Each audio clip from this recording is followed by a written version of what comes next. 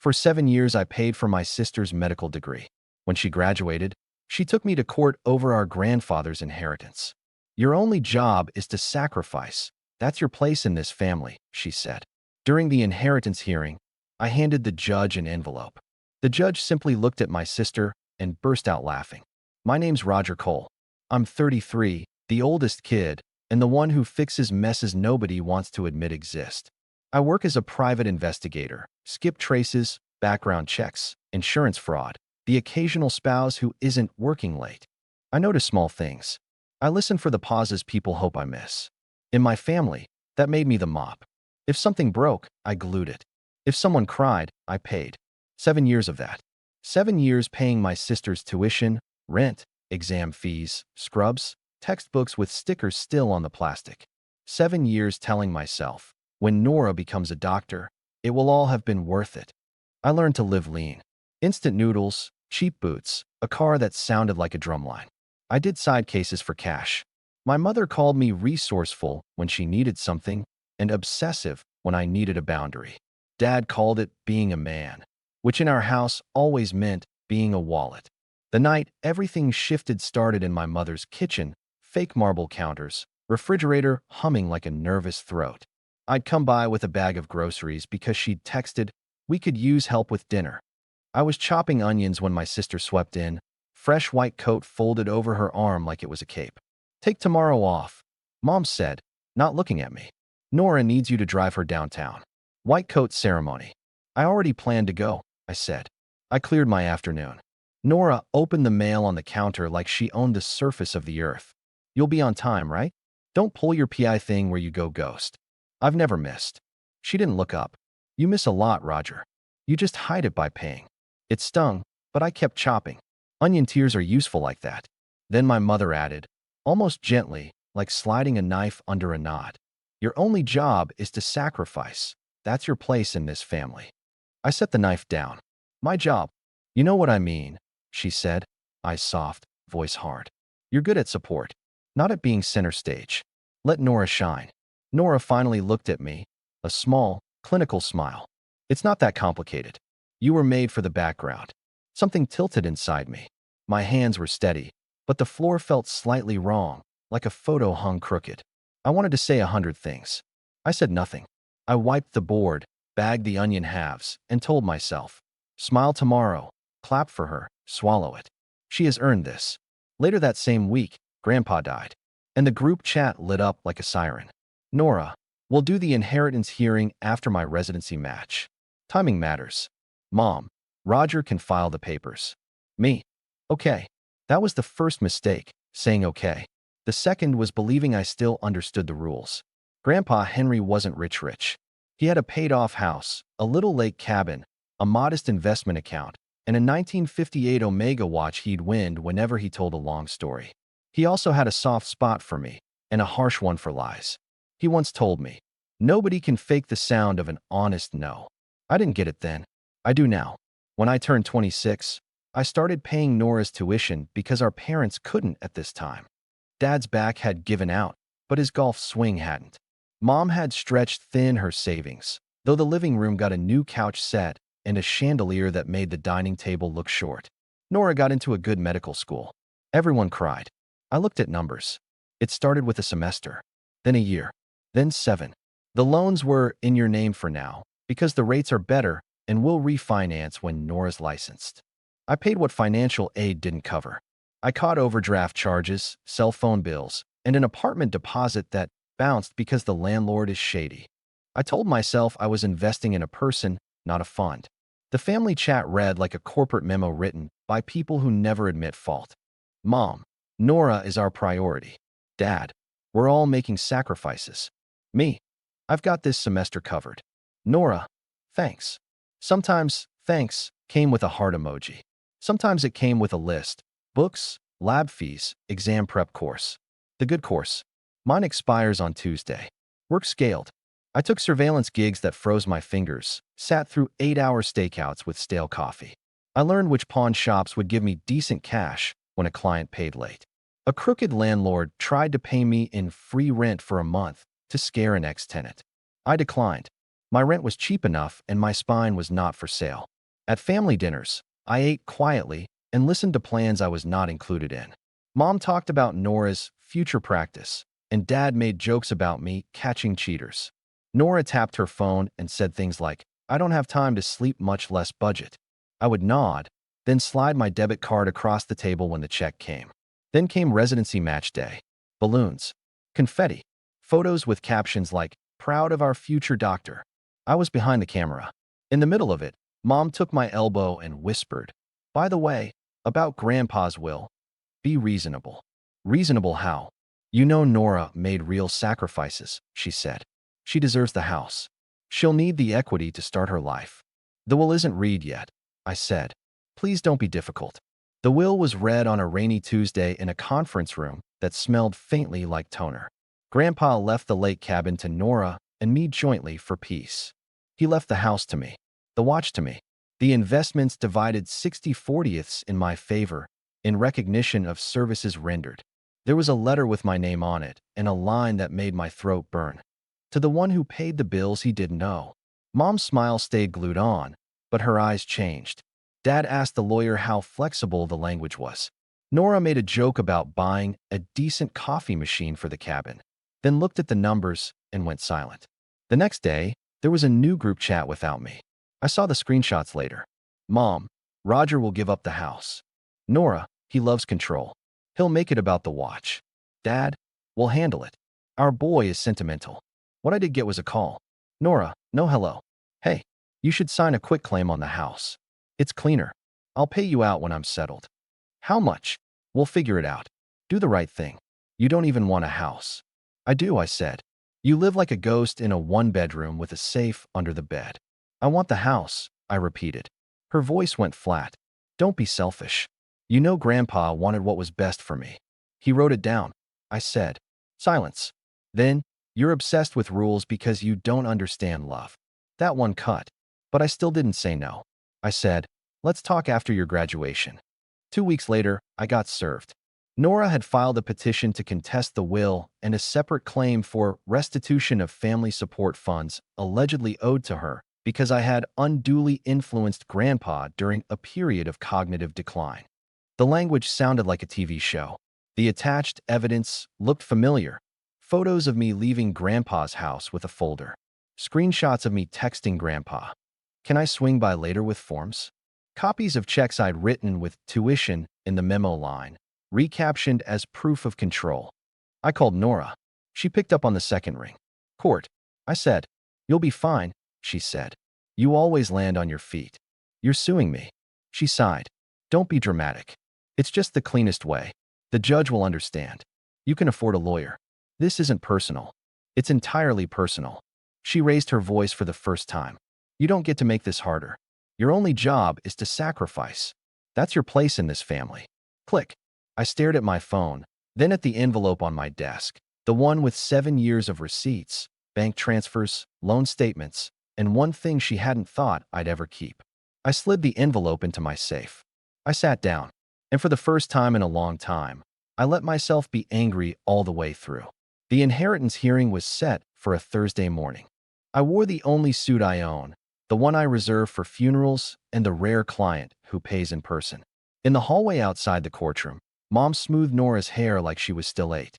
Dad told me, "We can settle this like adults." Nora stayed on her phone, then glanced up and said, "Try not to be theatrical." "I'll do my best," I said.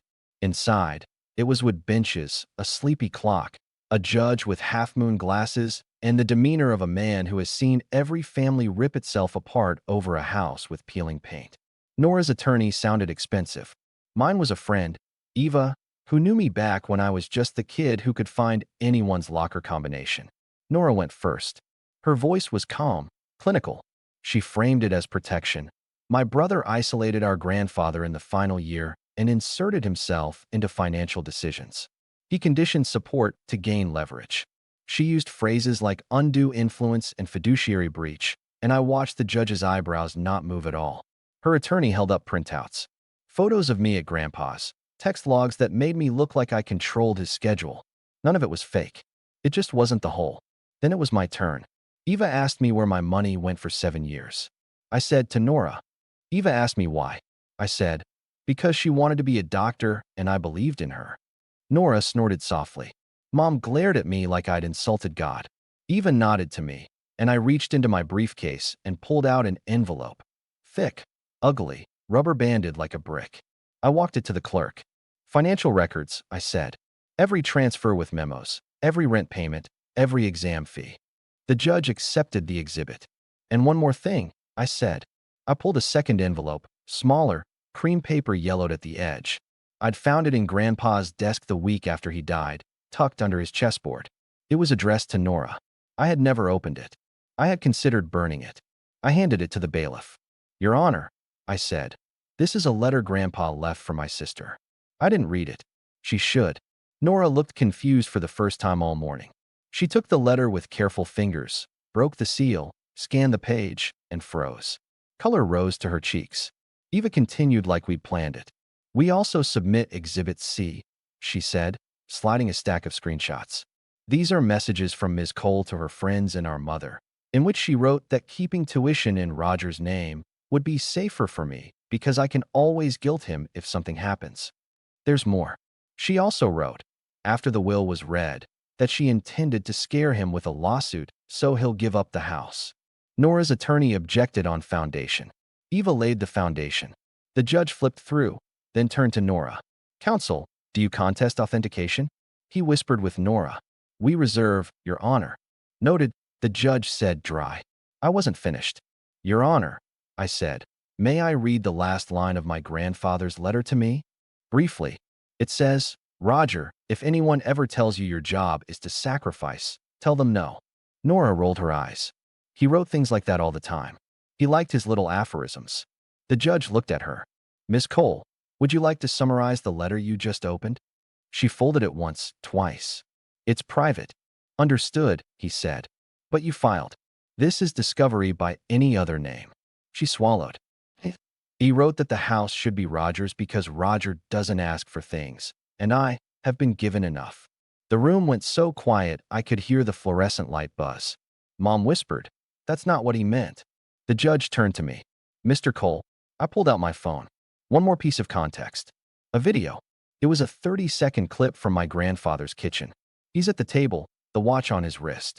He looks at the lens, then at Nora, who is off-screen. His voice is clear. Sweetheart, I'm proud of you. When you're a doctor, you'll pay Roger back every dollar. We'll write it down if it helps you remember. I paused it. Time-stamped, I said. 2 years before he died. Nora said, that was a joke. He joked like that. We joked as a family. The judge leaned back. Eyes on the screen, then on the letter, then on Nora. He exhaled through his nose, very slowly. Then he did something I have never seen a judge do. He looked at my sister, smiled, just slightly, and burst out laughing. Not unkindly. More like someone who just heard the world's most brazen lie delivered with a straight face. Counsel, he said, composing himself, your client's position is untenable. Unless she wishes to proceed to trial and pay everyone's fees for the privilege, I suggest you take the next 5 minutes to talk about dismissal with prejudice. Also, Ms. Cole, he added, softer, your brother isn't a bank. Nora stared at the table. Mom reached for her hand and missed. Dad looked old. The laughter stopped echoing. The gavel didn't fall because there wasn't one. But something in me did. It was the clean crack of a rope finally snapping. We settled in the hallway. Settled is generous. Eva drafted one page on a bench while a bailiff ate a muffin 3 feet away. Nora withdrew everything. She agreed not to contest the will. She agreed to stop contacting my clients. Yeah, she tried that too, sending concerned sister emails about my stability. In exchange, I agreed not to pursue sanctions. Mom tried to spin it. Families fight. This was a misunderstanding. I looked at her. You told me my place is to sacrifice. She flinched. I was upset. You were honest. Nora wouldn't meet my eyes. She folded Grandpa's letter so small it looked like a secret you could swallow. You humiliated me, she said quietly. You sued me, I said. That video was the only reason you couldn't lie your way through me like you've done since you were 12. She stiffened. You think I'm a villain. I'm tired. I worked so hard. So did I said. But only one of us sent the other a bill for it. We stood there with our baggage claim tickets for a relationship that never arrived. Dad suggested brunch. Eva made a face like she'd smelled something dead. I said I had to get back to work. I drove to the house. It's not big. The front steps sag. The porch light switch crackles. I sat on the floor of the living room with the watch in my palm and the keys biting my thigh through my pocket. The silence felt different. Not empty. Just unoccupied, waiting. That night, I put the 7-year spreadsheet into a folder called Closed. Then I did something reckless. I ordered a pizza with extra everything, no coupon. I turned my phone face down. The next weeks were quiet, like the city put a blanket over me and told me to breathe. I swapped the safe under my bed for a bolted one in the hall closet and moved the case files there. I replaced my car's serpentine belt that had been complaining for months. I took exactly one new client, a woman whose ex had taken their dog and vanished. We found the ex 2 states away. We got the dog back. The woman cried into the dog's fur, and I didn't bill the last hour. People who knew my sister sent messages. Some were angry. How could she? Some were soothing. She stressed. My favorite came from an attending who'd supervised her on overnight call. She's brilliant, he wrote, but she's never had to apologize. Nora tried a different tactic. She showed up on my porch with coffee and eyes that said, "I'm ready to be the good sister if we pretend none of this happened." "I'm not doing amnesia," I said through the screen door. "I paid you back," she said, small. "No," I said. "You dropped your invoice." "Same thing." I didn't open the door. "You can come in when you understand the difference." She left the coffee on the step. An hour later, it was cold. I poured it into the sink. Mom texted holiday plans like a project manager sending a calendar invite. I didn't respond. Dad called and left voicemails about starting fresh. I saved one of them, so I could hear his voice when I missed the version of him that existed in my head. The house started feeling like mine. I found Grandpa's screwdriver set in a drawer next to pennies and rubber bands. I fixed the sag in the front step. I replaced the porch light with one of those motion sensor kinds, not because I needed it, but because cheesy security comforts me. Occupational hazard. On a Tuesday, I opened a savings account labeled Cabin Fund. I texted Nora one line. "Let me know when you want your half of the cabin expenses." She replied with a heart and nothing else. Fine. I also called the loan servicer. With the inheritance portion I'd received, I paid off the loans that had lived under my name like barnacles. Watching the balance hit zero felt like cutting off a weight I'd carried for so long I forgot it wasn't part of me. Work changed in small ways.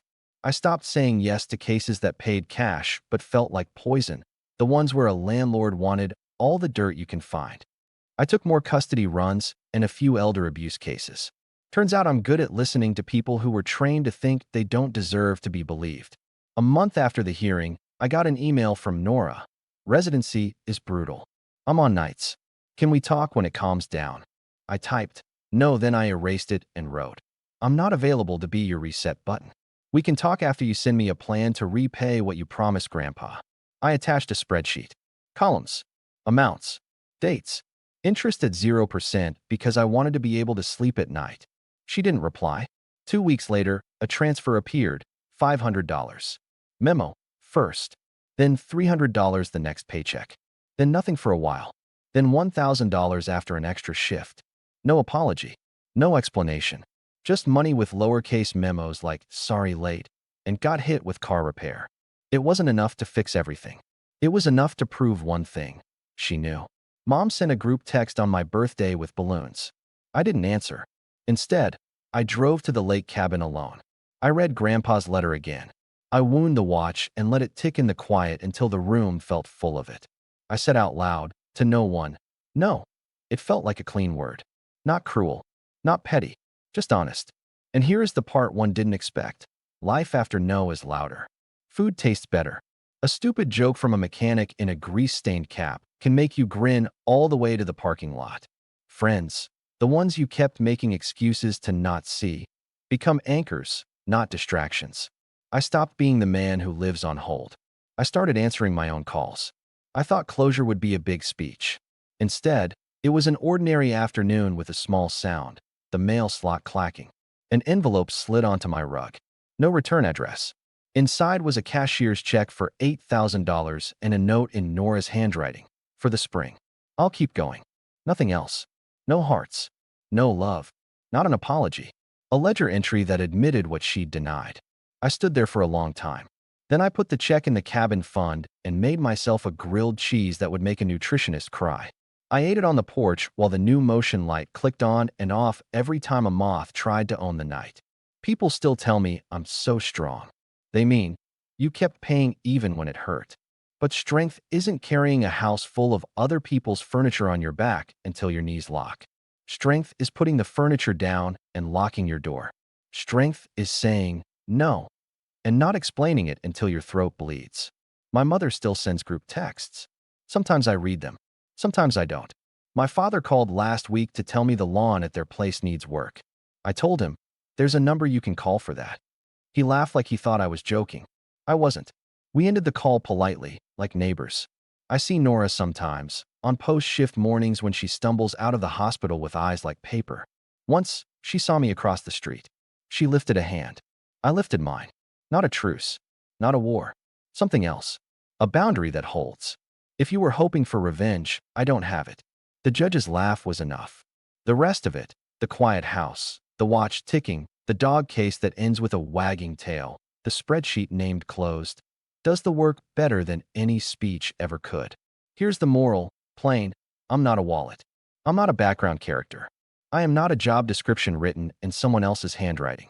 I am a person, and my answer is no when no is correct. And here's the promise I made to myself on the cabin dock at sunset. With the watch steady on my wrist and the water moving like breath. I will never again let anyone tell me my only job is to sacrifice. That isn't love. That's theft with manners. I'm done paying to be allowed inside my own family. I have my own keys now. The door opens from my side.